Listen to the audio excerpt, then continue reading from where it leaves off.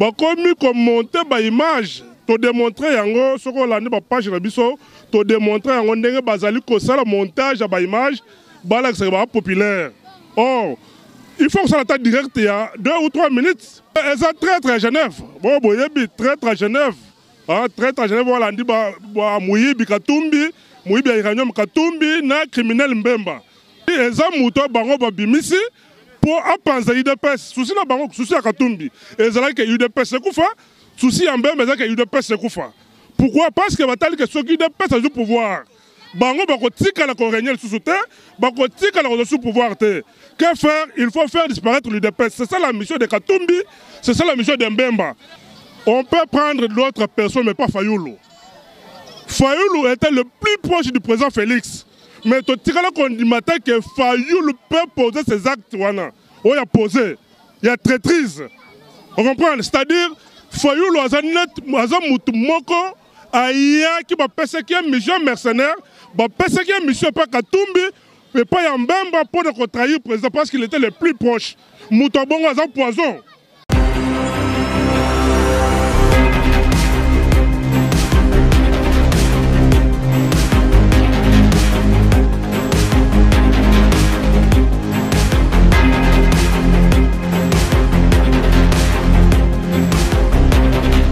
Balandia Congo Millennium mbote na bino esika nyonso ezwami bino bozali kolanda émission na biso l'invité à mokolo ya lelo to pesa ba joyeux anniversaire na Joli Mayala masango ya foire Jolma mbota maela muna yo kazo zene sengo ya koyamba po na bino national Nixon awa toza en direct ya commune ya Kisenso poto sola non na mo actualité moko matali UDPS na mo mokuse parce que to ana descente lelo ya mwana mboka CG Kabund akosa penza descente na awa parce que oyo ezali secteur oyo ye penza apona kite abongisa parce que nzela o donc bolanda yango na image ya lelo mbote na national mbote Tatiana journaliste à solo national toza na esengo ya mbao lisusu lelo betela biso na li solo parce que président Fachi aza na Kinshasa te.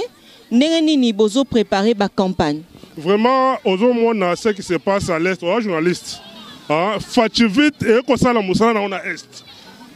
Bande comme sous basalek net tikaka, ba keyi, ba bimi ba évangéliste, ba komi ko fukama, zoka baza ba tomasumu ba traître. Vous comprenez? Ba komi ko monter ba image, to démontrer yango soko landi ba page na biso, to démontrer yango ndenge bazali ko sala montage ba image. Bala que c'est populaire. Oh, il faut que ça attaque direct il y a 2 ou 3 minutes. Population balanda. Mais tout ça qu'on a fait, faut vite.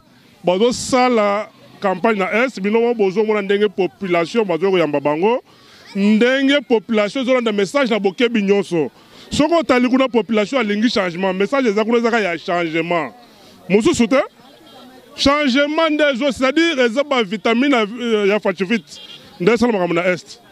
National mettons ozolo ba motumoko azo fukama azo sala sonde na nyanda azo fukama mais elles sont très Genève bon boyebi très Genève très Genève voilà ndi ba muyibi katumbi muyibi iranium katumbi na criminel mbemba c'est-à-dire eza muto bango ba bimisi pour apanza UDPS souci na bango souci ya katumbi ezala ke UDPS kufa souci ya mbemba ezala ke UDPS kufa pourquoi? Parce que batali que ceux qui UDPS a du pouvoir.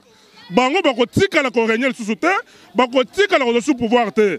Que faire? Il faut faire disparaître l'UDPS. C'est ça la mission de Katumbi, c'est ça la mission de Mbemba. Pour eux, il faut la disparition à tout prix de l'UDPS. Alors toko tika la bango tante pour UDPS ils ont parti ensemble. UDPS ils ont parti oyo, ils ont toujours au côté du peuple congolais. Il y a un autre bête à solo ya base. Balobi Tatiana Osango so penzo yambeli biso national Nixon otune la biso motuna ya koluka koeba est-ce que na minute au penza Fachi vite ensemble na mafa à côté kuna ya Martin Fayoulou bakoki penza ko sangana te po na force na bango bazala bomoko. Mais je vous dis national lobby na lobakango tous les jours ezaka yo muto libosote on peut prendre d'autres personnes mais pas Fayoulou. Fayoulou était le plus proche du président Félix. Mais tu as condimata que Fayoulou peut poser ses actes. Il a posé. Il y a traîtrise.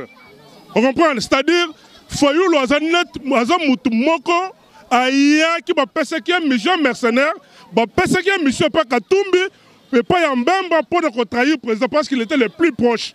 Moutobongo a un poison. Ce qu'on m'a dit que Mouton a un poison, dès le corps rapproché les sous. Parce qu'il était le plus proche.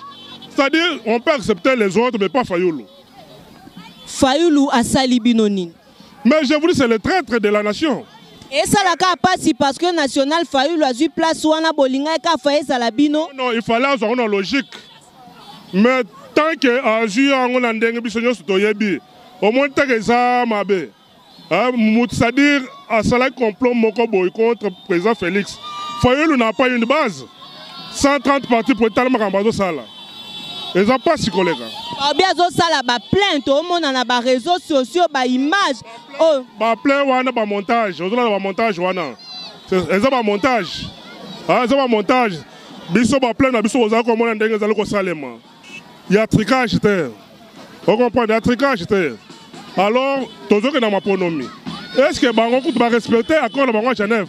Ils n'ont pas respecté l'accord de Genève. Totambola na biso. Accord à Genève tant aux autres bakeza respecté parce que bino bozeleka na accord à Genève ndekaka mwana mboka Félix Tshisekedi abima. Mais écoute, ndenge tu connais en Afrique du Sud avant de Genève, ils ont passé la Genève. Ça dit Katumbi comme il se voit que l'argent est en il faut corrompre tout le monde. Ce n'est pas normal. Hein? Ce n'est pas normal. On ne peut pas autoriser ça. On ne peut pas autoriser ça. Il faut que nous sommes ensemble avec le peuple et on va gagner les élections. Fayoulou a retiré la chômeur et à Libéla. Est-ce que Rosimba que le président Fati Pazong avait arrivé parce que Balobi le président Fati a Kolanda Moto et Martin Fayoulou sera qui a déplacé Boye Palandi. Mais est-ce que vous avez côté Moko Fayoulou est à meeting na Goma. Bazo de image ya Beni, bazo chango na Butembo. Bazo ya Butembo na bachango soki na Bunya. Ozo mona que za batu moko vraiment bazo la passe mingi. C'est-à-dire l'union soit en Eza Katumbi, Fayoulou est là comme moi dans mon salaire Katumbi. Eza pas si collègue. Alors toi Zelani na eu des pèses na maponomi. Mais tu as gagné l'élection. Tu as gagné l'élection Oyo. Parce que tu as déjà que vous promettre que vous repayez sa ministère ya finance et pas ya Vital Kamerhe. Peut-être que vous avez encore on a bientôt le retour mon salaire, le retour sur makamotala encore wana. Peut-être eza na ba embrouillère. Bato mo embrouillé bazolinga koloba makambo ko bazo maîtriser tena ko expliquer yo ndenge accord wana lobby. Donc accord et lobby nango makambo ba budget bo pesa été. La zo ebiso na ko expliquer yo à tête reposée. Pour tant de expliquer à tête reposée bato bela ko comprendre.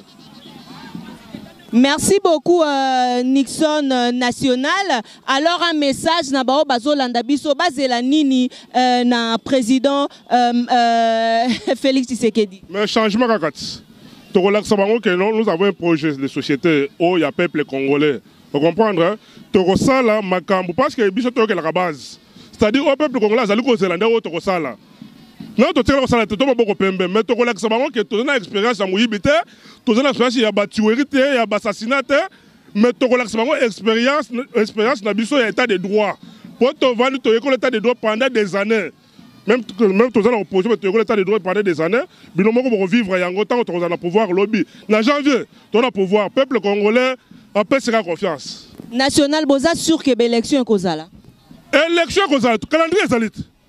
Mais ce qui n'a pas l'élection, il y a un Kabila qui est en train Mboko est propriété privée à Kabila, Mboko est propriété privée à Nangate, ce qui va mettre le 23 décembre.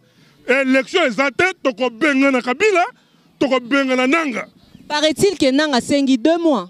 2 mois, il y a un tata na maman na ya. Mboko tata na maman na ya, c'est 2 mois. Ake senga hier, awate, Mboko est tata Nangate, et ça maman ya Nangate. Akolo bakei de pes bondimi ko pesa 2 mois na. Biso to solana na kindoki na bututo na moyi. Biso to solana nanga. Le 23 élection avec ou sans machine bakaza que le col balbaki que avec machine to boycotter pour Kabila vendre. Bako si to ko tika ko boycotter élection té. tozokende puis toganye yango. Merci beaucoup Nassi. Merci Tatiana. Na balandi nyonso Congo Millennium, merci na bino esengo na biso ezaki to mbapo na bino national Nixon na mwa mokuse penza bo limbisa biso po na to ndenge pesi rien que to solama soka ya UDPS. Merci na papa Rikidi Benzi ensemble na maman Jolie Di Benzi. Joyeux anniversaire à Jolie Maela. Toza na komina Kisenso. Komina Kisenso ensemble na Jires Mwanda. Bomona donc to pesa bino merci à tout le monde. Et toi bisabino nyoso ba bozolanda biso, merci boza et belé ba bolanda biso, abonnez-vous.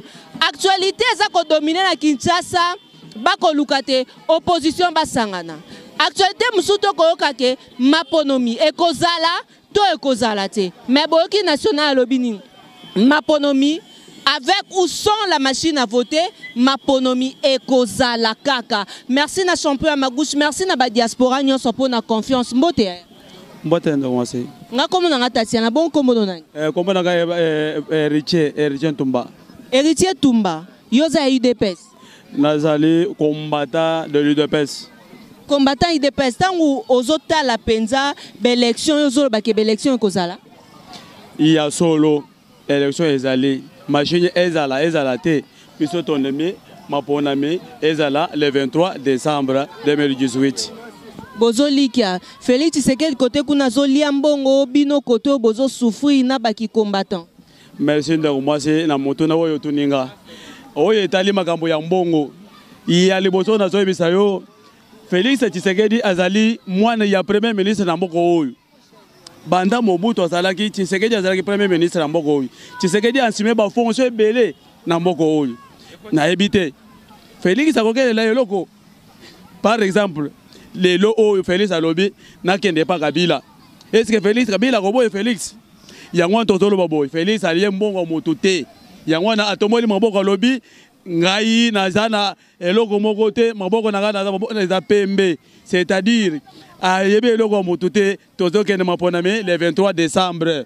Merci beaucoup Nabandeko Balandi, merci à Champion à ma gauche, merci également à celui qu'on appelle Maître Amachita Moninga, Champion à ma gauche, au sang éternel champion. Ngana se retrouver na mikolo mizali ko ya toujours kana kati émission na biso l'invité. Bobo to bondeko eko bakorenyo mabota mabino. Allez, ciao ciao.